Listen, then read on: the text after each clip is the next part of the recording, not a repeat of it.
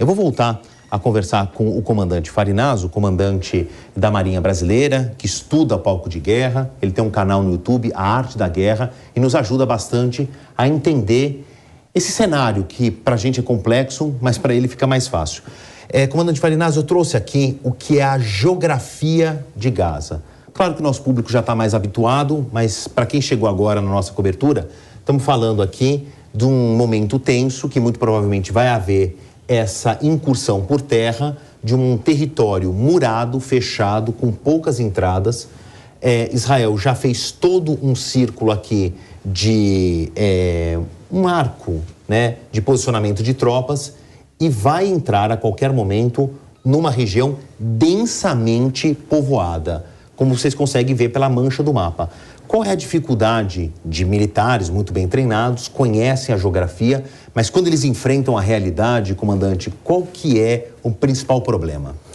Bom, Marcelo, uma coisa que nós temos que colocar, né? Dos 360 mil militares que Israel mobilizou, eu não acredito que todos eles sejam especializados em guerra urbana.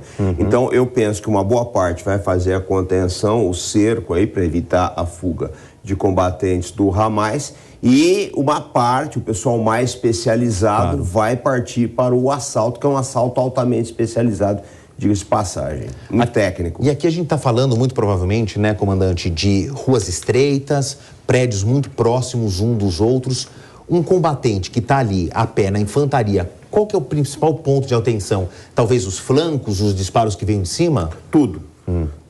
Seja os disparos de cima, alguém escondido num quarteirão de trás com um morteiro que vai fazer um tiro elíptico e pode te atingir, você não está vendo esse morteiro. Alguém que sai de um bueiro, sai de um buraco, sai de um escombro, enfim, é uma morte que pode vir de qualquer...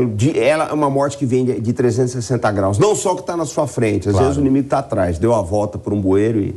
Isso que o comandante falou é muito importante, porque Gaza, para tentar sobreviver a esse cerco de Israel, que passa recursos para lá, eles criaram uma rede de túneis clandestinos que passa pela cidade, sai pelas fronteiras, e obviamente que isso é um elemento de surpresa. Talvez como aconteceu no Vietnã, é uma boa comparação? Vão além, Marcelo, porque os túneis que eles fizeram, eles são túneis de alvenaria, tá? Feitos por engenheiros, aquele líder do Hamas, o Dave, que é procurado, tem diversas formações aí, eles têm técnicos excelentes, tá? Dizem que alguns túneis ficam a 40 metros de profundidade. Então, não vai ser fácil. Se espera-se que não vai ser fácil, né? Quando eu chamei o comandante para participar do programa de hoje, ele muito gentilmente fez esse traço, esse estudo, comparando a faixa de Gaza com a capital paulista, a cidade de São Paulo, partindo de um ponto aqui nos Jardins, próximo de onde nós estamos, o estúdio da Jovem Pan na Paulista, e não é um território muito grande, né, comandante? Chega aqui até a região metropolitana, eu vi que passa pelo aeroporto de Cumbica, ali em Guarulhos, e chega aqui até cidades adjacentes. Faz uma comparação pra gente aqui, por favor. Perfeito, Favalli. Se nós adotarmos como base, né, aquele ponto de ônibus que tem na Paulista com a Consolação, Gaza tem entre 12 e 6 quilômetros de largura, tá?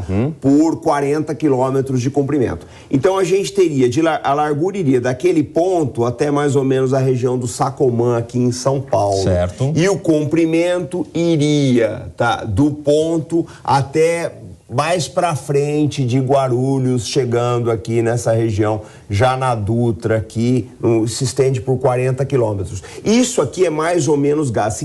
Se a cidade de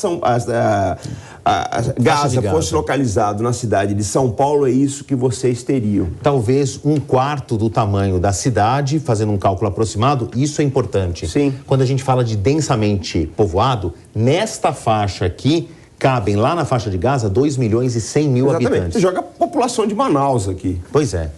Vamos para o próximo mapa aqui, que é o seguinte. Também uma das surpresas que nós que acompanhamos o cenário, e principalmente Israel teve, foi com a capacidade de artilharia. Israel estava mais acostumado com mísseis ou foguetes, porque são mais rudimentares, de menor alcance. E fomos todos surpreendidos com disparos que saíram da faixa de Gaza e chegaram ali em Tel Aviv, que é a maior cidade, capital financeira, a maior densidade demográfica de Israel.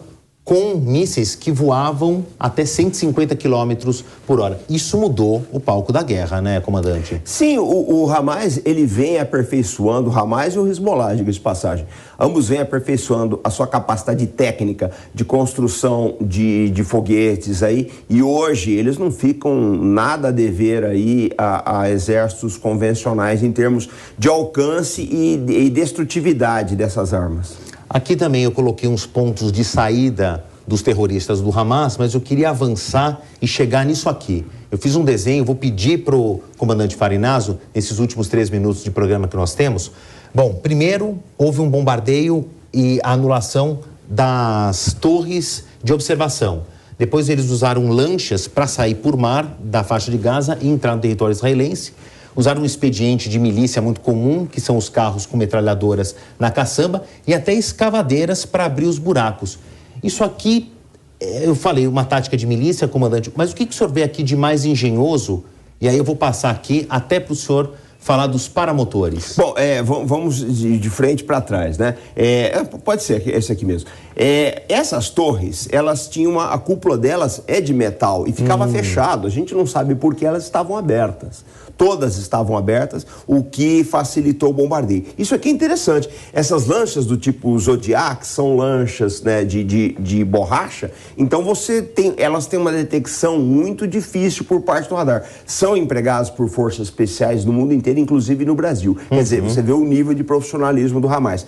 Carros e os técnicos, né, os carros com ar, eu não sei se eles chegaram a fixar as metralhadoras, mas é um expediente muito comum no Oriente Médio, Perfeito. Tanto pelo Talibã quanto pelo ISIS. E para a gente encerrar, a gente tem um minutinho mais, esses paramotores também foi algo que surpreendeu todo mundo. Não, né, isso aí realmente eu nunca tinha visto, né, o uso nessa escala. A gente sabe que as forças especiais podem usar paramotores para infiltração a longa distância, mas eu nunca tinha visto nessa escala. Eles realmente têm muita inventividade, são bastante disruptivos nas suas táticas. Então a gente viu que com a somatória de todos esses elementos, é fácil a gente concluir, né, comandante, que isso aqui não foi planejado da noite para o dia, não foi um assalto deliberado. É uma nova geração de combatentes, ô Favalli. E que também teve um planejamento muito engenhoso, né? Sim, e uma transmissão de conhecimentos das outras gerações aí. É um exército disruptivo de alta capacidade e eu acho que não vai parar por aí. Se isso é o Hamas, que é 1/9 do tamanho do Hezbollah, imagino que o Hezbollah já tem hoje em dia.